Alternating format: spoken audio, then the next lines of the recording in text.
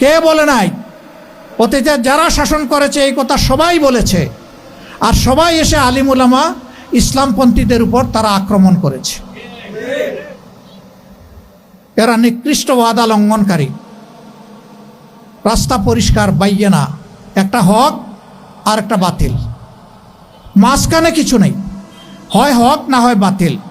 আপনারা সবাই বিবেকবান মানুষ, কে হক কে বাতিল এতটুকু বোঝার যোগ্যতা আল্লাহ তাআলা আপনাদেরকে দান করেছেন।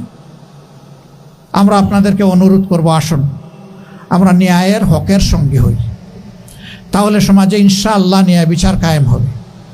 আর ন্যায় বিচার যদি কায়েম হয় তাহলে রাজার হস্ত করে সমস্ত কাঙ্গালের দন ছুরি, ওইটা আর চলবে না ইনশাআল্লাহ।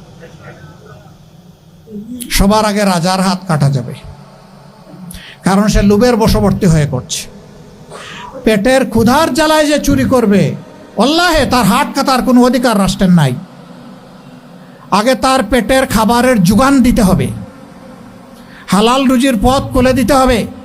রুজিতে অক্ষম হলে তার দায়িত্ব রাষ্ট্রকে নিতে হবে। যদি এতেও সে না থামে তখন তার উপরে শরীয়তের হুকুম চলতে পারে, এর আগে নয়। অনেকে মনে করে যদি কোরআনের আইন চালু হয় তাইলে বোধহয় এক এক করে লক্ষ লক্ষ মানুষের হাত কাটা যাবে। না তো, সারা রাষ্ট্রে 2 জনের হাত কাটা গেলে সবার কান খাড়া হয়ে যাবে।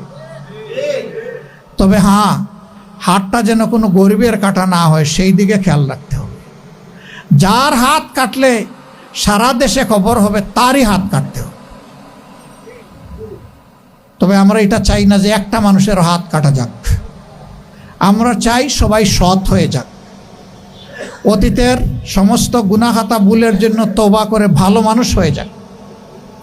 রাসূল আকরাম সাল্লাল্লাহু আলাইহি সাল্লাম মক্কা বিজয়ের সময় যখন ফিরে এসেছিলেন তখন আরবের লোকেরা কি পরিমাণ খারাপ ছিল এটা আপনারা জানেন।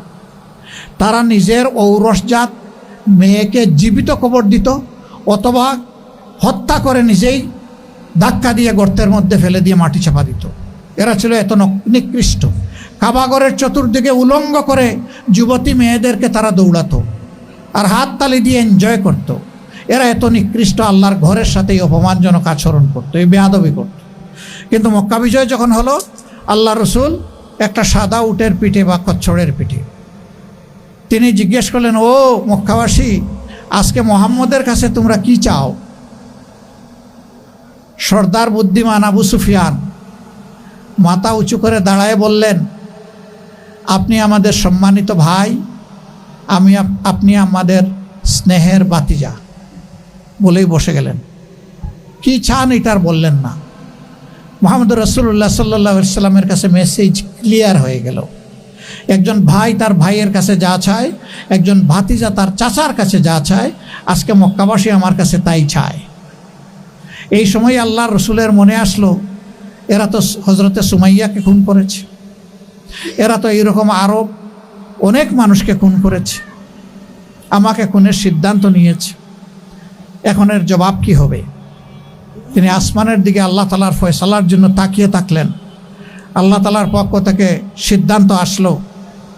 আল্লাহ রসুলের মুখ উজ্জ্বল হয়ে উঠল। তিনি সাহাবীদেরকে আওয়াজ দিয়ে বললেন, ও আমার মায়ার সাহাবীরা, আজকে মক্কার অলিতে গলিতে তোমরা ঢুকে পড়ো আর চিৎকার দিয়ে সবাইকে জানিয়ে দাও, আজকের এই মহান দিনে মহান আল্লাহর পক্ষ থেকে মক্কাবাসীকে ক্ষমা করা হয়েছে। তাদের জীবন, সম্পদ এবং ইজ্জত সম্পূর্ণ নিরাপদ। তবে ইল্লা আশারা, 10 জনের ব্যাপার আলাদা। যারা মানুষ খুন করেছে এদের মৃত্যুদণ্ড কার্যকর করা হবে। এরা যদি কাবাগরের ভিতরেও লুকিয়ে আশ্রয় নেয়, ওখান থেকে বের করে তাদেরকে আঙ্গিনায় এনে মৃত্যুদণ্ড তাদের উপর কার্যকর করা হবে। কাবার গিলাফের চাদরের ভিতরে যদি লুকিয়ে থাকে, ওখান থেকে টেনে বের করে তাদেরকে হত্যা করা হবে। এই 10 জনের নাম এক এক করে বলে দিলেন। যারা এরকম অপরাধী তারা আগেই টের পেয়ে গেছে। ব্যাকল 3 জন থেকে গেছে, ওদের উপর মৃত্যুদণ্ড কার্যকর হয়েছে। 7 জন বেঁচে গেছে। বেঁচে যাওয়ারা ম্যাক্সিমাম পালিয়ে গেছে। এর মাঝে একজন ছিল আমর ইবনে হিশাম, যাকে আমরা আবু জেহেল হিসাবে চিনি। তার ছেলে ইকরামা, সেও পালিয়ে গেছে। পরিবার ফেলে ইয়ামনে চলে গেছে। এই সাধারণ ক্ষমা ঘোষণার পরে প্রথমে পুরুষরা আল্লাহ রসুলের কাছে ঈমান গ্রহণ করেছেন, তারপরে মহিলারা আস্তে আস্তে এসে তারাও গ্রহণ করেছেন। যখন মহিলাদের শপথ গ্রহণ শেষ, তখন ইকরামার স্ত্রী তিনি আল্লাহ রসুলকে সামনে এসে সালাম দিয়ে বললেন, হে আল্লাহ রসুল, আমি একজন অসহায় মহিলা, আমার শ্বশুর মারা গিয়েছেন বদরের যুদ্ধে আপনাদের হাতে, আমার স্বামী একজন হত্যাকারী খুনি, আপনি যে 10 জনের নাম ঘোষণা করেছেন এর মধ্যে আমার স্বামীর নাম আছে, আপনি চেয়ে দেখেন আমার এই 3টা মেয়ে বাচ্চা, আমি একজন মহিলা, আমাদের পরিবারে আর কোনো পুরুষ লোক নাই, আমি কি আপনার কাছে একটু আরজ করতে পারি? আল্লাহ রসুল বললেন, মা তুমি আরজ করো, কি তোমার আরজ? মা ডাকলেন। সে বলল, হে আল্লাহ রসুল, আমি কি আমার স্বামীর নিরাপত্তা আপনার কাছে চাইতে পারি? এবারও আল্লাহ রসুল আসমানের দিকে তাকালেন, এরপরে খুশি মনে বললেন, তোমাকে মা হিসাবে সম্মান করা হলো, তোমার স্বামীকে তুমি এবং তোমার বাচ্চাদের জন্য নিরাপত্তা প্রদান করা হলো। ইকরামার স্ত্রী ইয়েমেনে গিয়েছেন, স্বামী গো আসো, তুমি মাপ পেয়ে গেছো আল্লাহর পক্ষ থেকে, আল্লাহ রসুল এটা ঘোষণা দিয়েছেন। তুমি পাগল হইছো, আমারে আল্লাহ রসুল ছাড় দিবে? আমার বাবা যখন হজরতে সুমাইয়া রাদিয়াল্লাহু তাআলা আনহা ইসলামের প্রথম শহীদকে বর্ষা দিয়ে হত্যা করে, আমি সেই হত্যা আমার বাবার হাতে তুলে দিয়েছিলাম। ইসলামের প্রথম শহীদের বর্ষা, হত্যাকারী বাবা আর আমি তার সাহায্যকারী। এরপরে আমার হাতে আরও 3 জন লোক মুসলমান নিহত হয়েছে, মুহাম্মদ আমাকে ছাড় দেবে না। স্ত্রী এবার কঠোর হয়ে গিয়ে বলল, তুমি কি তোমার জীবনে কখনো কাউকে বলতে শুনেছ যে মুহাম্মদ সাল্লাল্লাহু আলাইহি সাল্লাম কখনো মিথ্যা কথা বলেছেন? কয় না, তা শুনিনি। ওয়াদা করলে ভঙ্গ করেছেন? কয় না, তা শুনিনি। আমানত তার কাছে রাখলে এটা তিনি রক্ষা করেন নাই, খেয়ানত করেছেন? কয় না, তা শুনিনি। তখন হাতে ঝাঁকুনি দিয়ে তার স্ত্রী বলছে, আল্লাহর কসম, আল্লাহ রসুল আমাকে যা বলেছেন, আমার 2 কানে যা শুনেছি তা কখনো মিথ্যা হতে পারে না, আমি তোমাকে নিয়েই ছাড়ব। সে বলছে, আমার জীবনটা বিপন্ন করো না। আবার ঝাঁকুনি দিয়ে বলছে, তাহলে তোমার সাথে আমার সম্পর্ক থাকবে না।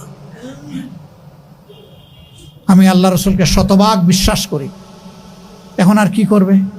বেচারা ওয়াইফের কথায় চলে আসছে। ওয়াইফ রসুল সাল্লাল্লাহু আলাইহি সাল্লামের সামনে নিয়ে গেছেন, বায়াত নিয়েছেন, ঈমান কবুল করেছেন। আল্লাহ রসুল তাকে জড়িয়ে ধরেছেন, তাকে কপালে চুমু দিয়েছেন। খিয়ারকুম ফিল জাহিলিয়াতে খিয়ারকুম ফিল ইসলাম। মূর্খতার যুগে তোমরা যারা ভালো, ইসলামের যুগে ইনশাল্লাহ তোমরা হবে তার চেয়েও ভালো। এই ইকরামা ইবনে আবু জেহেল, তিনি ছিলেন পরবর্তী পর্যায়ে আল্লাহর রসুলের উপর যখন ওহী নাজিল হতো তখন ওহীর লেখক। সুবহানাল্লাহ। তিনি ছিলেন হাদিসের একজন বিশিষ্ট ভাষ্যকার, রাবি।